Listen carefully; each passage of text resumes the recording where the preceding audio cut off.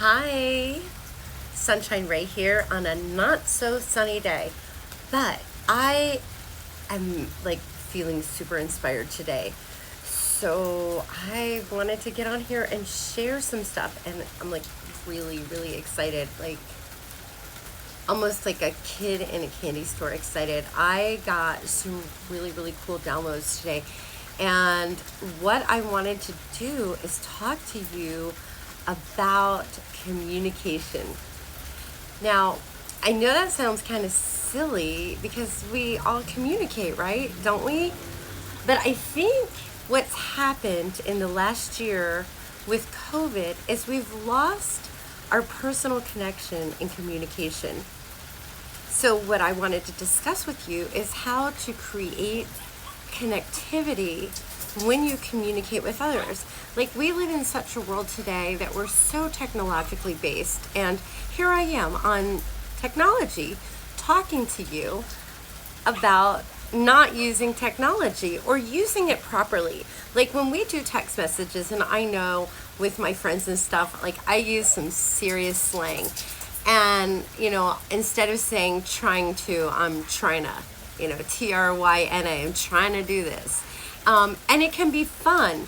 But what we need to remember is to not always carry that over into our real communication with real people, because it becomes disingenuine. Or is that a word? Disingenuine? Here I am talking about communication, and I'm not communicating properly what I want to say. But you want to have genuine feelings, and this morning I got an email, and it was talking about being connected and communicating. And in this last year, we've become completely disconnected. We've relied largely on social media to.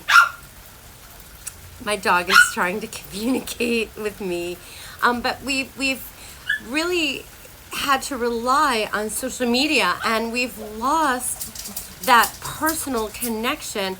And now here it is. It's like literally almost a year and a half later, y'all, and we have forgotten how to connect as human beings. So that's what I wanted to bring your attention to and speak with you about. Now, it's okay to use slang, and it's okay to have fun talk and be silly, but we also need to learn how to reconnect, because without that human connection, and it's a proven fact, we can go back into time where there was a lot of orphans, for example, and these children were kind of left isolated in their separate little areas, and literally their brains deteriorated, their immune systems were bad, their bodily functions and their muscle tone, they just had no desire to thrive. And it's even how the Montessori method, some of these kids ended up in institutions, and Marie Montessori came up with the Montessori method that was a group learning where they work together and connect, and like literally began improving their intelligence and their ability to function cognitively. So it's really amazing how our brain works. So I want to inspire you to disconnect from the technology a little bit and focus on really connecting. When you hear someone say, oh, I went to this restaurant, instead of just giving some kind of like, what do they call that? A canned. That's what my client was talking about this today too. And I'm like, oh my gosh, I've got to talk about this, because this is literally the third time this has come up today. Don't just use a canned thing when you don't really even care. You're just talking to talk. Like, oh, wow, you went to that restaurant? Was the food amazing? What does that even mean? I mean, like, are you really saying that from your heart? Are you really interested in what they had to eat or what the service was? Or have you already moved on to the next thought? Are you really, because then they're like, oh, yeah, I guess it was good, But are you, and then the person giving the feedback, are they actually giving you an accurate description? And it was funny because they had gone to a place to eat, and I'm a real big foodie, and it's starting to show. This COVID business has not been good for my middle. I'm just going to say that, but I did join a gym, working on it. But I love food, and I am a big foodie. And I was like, oh, how was the food? What did you have? What, was it really good? Have you been to this place? What would you compare it to that place? Do you think it's someplace worth going? Because that's genuine communication. And I'm pausing, of course, in between to listen and hear what they have to say. And now my interest is piqued. And we've actually made a connection and had a real conversation. The second part of this is in text messages. Texts are great ways to get little tidbits of information across.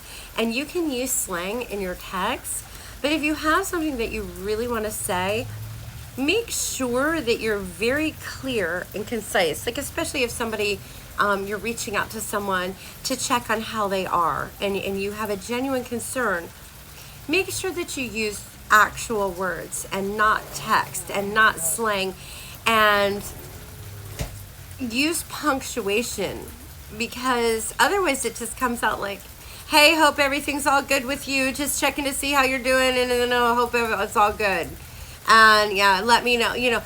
Try to be very clear. And if you are one of the persons on the receiving end of an important text communication concerning important matters, don't skim it like you would normally, because we get in the habit, skim.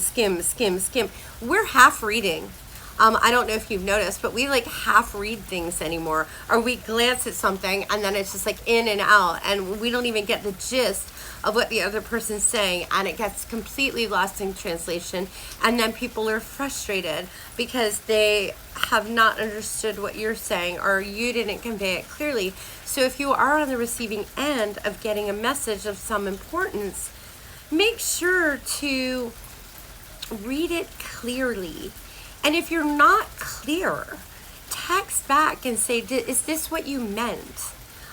Is this what you're saying? Or I'm hearing you say this, and you can practice that in your real life communication with people. So when they say something to you, you go, oh, so what you're saying is blah, blah, blah, and kind of paraphrase it back to them if you're not sure what you heard. And being a person with ADD, sometimes I'll ask a question and then I get lost in the answer, or sometimes when I'm talking, I might lose you in my communication. But I do tend to try to catch that and bring myself back around to what my original point was. So just be mindful and be sensitive, and try to use genuine statements and not something that you've just been taught, like saying, I'm sorry all the time, or sorry I was late. How about thank you for your patience, and mean it from your heart, because that person actually did wait to meet with you and connect with you. And that is what is going to make us smarter and healthier and happier, with clear communication and connectivity. And if you'd like to know more about this, please reach out to me. You can, I was going to say email me, but email is probably the worst way to get a hold of me, because I get too much email and it's almost impossible to communicate effectively. But you can reach out to me in private message. My number is available online, and I do run the Soul Oasis Healing Art Center, where I am a health coach, life coach, and I have a lisp, and I am a massage therapist. So look for me, follow me, like my video, and I'm hopefully going to be coming to you with more really great stuff. It's Mercury retrograde and my brain hasn't been doing so well, but today I have been completely inspired, and I've changed quite a few things around at the Soul Oasis, and the energy is flowing again, and I am super excited. In fact, the first thing I did today is I had to hurry up and get home and get my journal, because I didn't have it with me, and I am really excited. I got a secret coming up, but I had to get home and write it all down, and it has nothing to do with what I'm talking to you about today. So follow me and stay in touch. Message me if you want more information, and I will see you soon. And my website is thesouloasis.com. Soul as in sun. This is Sunshine Ray, and I hope I will see you on a sunnier day. Namaste.